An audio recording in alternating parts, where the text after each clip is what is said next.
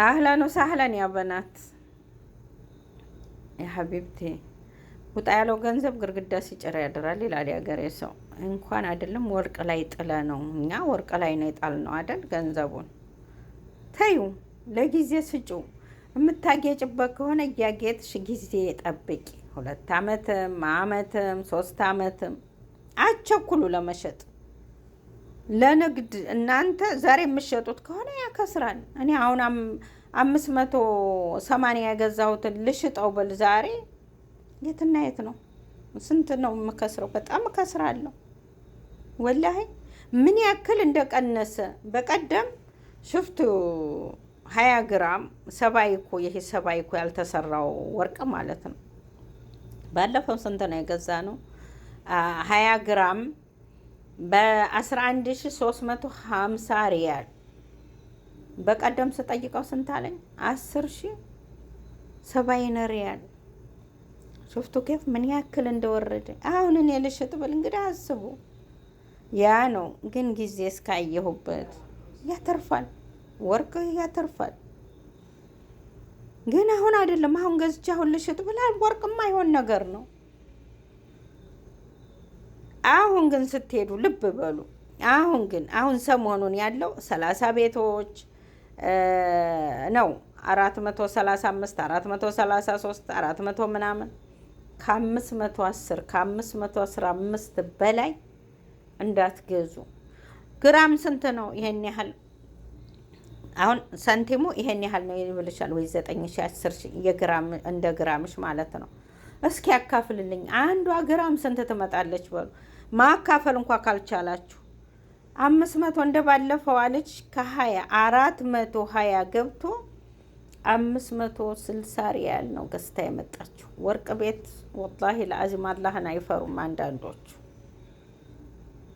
ተመልከቱ እንግዲህ ከ20 ገብቶ በቀደም ከ36 ነው ከ30 ምናምን በገባበት ሰዓት ሂጄ መቸለ ነው ከ3 ቀን በፊት ወላሂ ለአዚም ስንት ነው ያለኝ?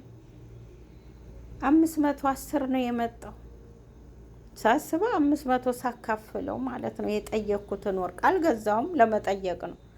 አሁን ረክሷል ግን እንደሚወራው አይደለም የሚል ኮሜንት ስላየው ደግሞ ለሱ ልንገርሽ፣ እዛ ስትሄጂ ሀቢብቴ እንደሚወራው አይደለም። አሁን እኛ እኮ እዚያውን የምናወራው የወርቋን ብቻ ዋጋ ነው።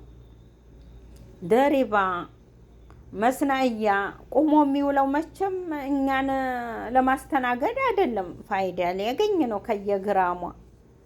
ያ ታስቦ ነው። ግን ከ510 ያ ሁሉ ሆኖ ከ510 እንደው ተወደደ ቢባል በአሁኑ ሰዓት በአሁኑ ባለው ከ515 ከ520 በላይ እንዳትከፍሉ። እንደ ልጅቷ 560 ገዝተው እኔ ለሷን የተቃጠልኩ። እኔ በ580 ገዝቼ አልተቃጠልኩም፣ አልተናደድኩም። ለምን? ጊዜው ነበረ። ወርቅ በተወደደበት ሰዓት ነው ሂጄ የጣልኩት። እኔ አልናደድም። ልሽጠው ብል አሁን አልሸጠውም፣ አስቀምጠዋለሁ። አስቀምጬ አይበታለሁ። ወቅት ሲረጋጋ ኢራንና አሜሪካ ሲረጋጉ እዛ ላይ ይወጣል ደግሞ ወርቅ። መቼም አይሞትም ወርቅ። አሁን ታሟል ግን ይድናል። መሬትና ሽፍቱ መሬት ላይ የምታረጉት የምጥሉት ገንዘብ ወርቅ ላይ ጊዜ አይታችሁ ትጠቀሙበታላችሁ። አያከስራችሁም። ሳልባጅ የምትሰበስቡት እቃ ይሄ የጅዳ ሳልባጅ እኔ ነጋዴ ነበርኩኝ ወላሂ። ይሄው የሚያቆኝ እንግዲህ መስክሩ ደንበኞች። አረ በቃችሁ እላለሁኝ። በቃችሁ ነጋዴ ግዙ ነው እንትን እያለ የሚለው። እኔ በቃችሁ እል ነበረ። የሚያቅ ያቀኛል። ሳልባጅ አትሰብስቡ። ሳልባጅ የምትሰበስቡበትን ወርቅ 1 ግራም ወርቅ እኮ ካለችሽ በቃ አበድሩኝ ይችን ያዙ ብላ መያዣ ትሆንሻለች። መበደሪያ ሳልባጅ መበደሪያ ይሆናል አይሆንም? ጥላሽ ወደ ዱባይ ወደዚህ መምጣትሽ ሳይሳካ ደግሞ ወደ ዱባይ ወደ ሌላ ሀገር ትሄጃለሽ። ለምን? ሳልባጅ ማፊ ፋይዳ። ግን ወርቅ ንግድ ብትፈልጊ ሽጠሽ ትነግጅበታለሽ። ወደ ውጭ ልሄድ ብትይ አትበደርም፣ ሽጠሽ እጅሽ ላይ የያሽው ነገር ነው። ወርቅ ግን ስትገዙ ደግሞ ደብቃችሁ ያዙ። ጓደኛም አትመኑ፣ እንደው ማንንም አትመኑ። እናቷ የከዳቻት እናቶቻችን እንግዲህ እኔ ብቻ ልናገርም ተውት፣ ከላስ ወደ ሌላ እንዳይረዝም። ያም አለህም ወርቅ ገዝታችሁ አልከሰራችሁም። ወርቅ የገዛችሁ አትናደዱ፣ አንናደድ። ጊዜ አይቶ ደግሞ ያነሳናል። መግዛት የምትፈልጉ ግን ይህን ጊዜ ግዙ። ይወርዳልም እየተባለ ነው። እስከ 380 ድረስ ይወርዳል ስትል ነበር አንድ ታረም። እስከ 4 ከወረደ ግን አይናችሁን አትሹ። እኔም እገዛለሁ እንኳን ሌላው ቀርቶ እስከ 4 ከወረደ 400 ከሆነ ላስ ከ500 ብር በታች ይሆናል ማለት ነው ሂሳቡ። ከነደሪባው ከነ ምናምኑ ከ500 ሪያል በታች ስለሚሆን እንገዛለን። ጦርነቱ ካልተረጋጋ እንደዚህ ነው፣ ይወጣል ይወርዳል። እዚችው ላይ እየተጫወተ ነው። ተረጋግቷል እኮ አሁን አላያችሁም? ባለፈው የትና የት እንደወጣ በየቀኑ እየጨመረ አብዶ አሳበደን። እንግዲህ ወጣ ሌባም ይወስደዋል።